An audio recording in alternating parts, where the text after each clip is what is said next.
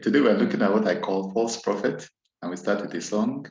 I will serve no foreign God, nor any other treasure.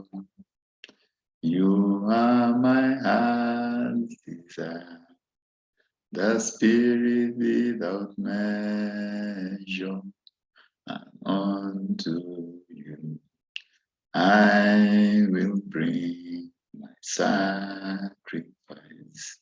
You don't want to serve any other foreign god. And one really needs to be very careful in the kind of world that we live in. Because of course history basically repeats itself. Look at Jeremiah chapter 2, verse 8b. The prophets prophesied by Baal and worshipped useless idols. If you are not careful, you are going to be carried away. There are so many people going by the appellation of prophet, but if you take a deeper look, you go beyond the facade. These are basically Satanists. And I know the media sometimes is complicit. Anyone that has set up a ministry or is working miracles is referred to as evangelical. People can't make a distinction between who is false and who is true. But the Bible counsels us, because even from Israel being taken out of Egypt, God separating them to themselves, idol worship of Baal, Ashtoreth, they've always been there.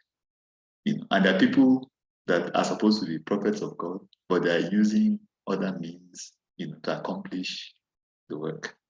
Jeremiah 14, verse 13. Our Lord God had replied, look, the prophets are telling them, you will not see the sword or suffer famine, but I'll give you lasting peace in this place. The prophets are prophesying lies in my name, replied the Lord. You need discernment because people are blown away by optics and by miracles. People have been able to use the media to tremendous advantage, creating an imagery.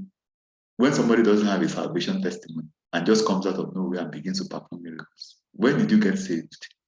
They never talk about their salvation miracle. They just want to perform miracles. And we see this in 2 Thessalonians chapter 2, verse 9. The coming of the lawless one is according to the working of Satan, with all power, signs, and lying wonders. If you want to follow those that are just doing miracles, you are going to be led astray. I'm not saying that there are no miracles that are involved in doing God's work. Of course, God confirmed his word with signs, wonders, and diverse miracles. But you need to be very careful about those that come out of nowhere, do not have a salvation testimony, and they're just performing miracles. Because I've seen that a lot of the times, the moment people have ministry, Satanists start to try to attract them by telling them, you come to me, I will give you, you do this, and then your ministry will begin to flourish. People do not want the sacrifice that is involved in success in ministry the right way. They want to do shortcuts.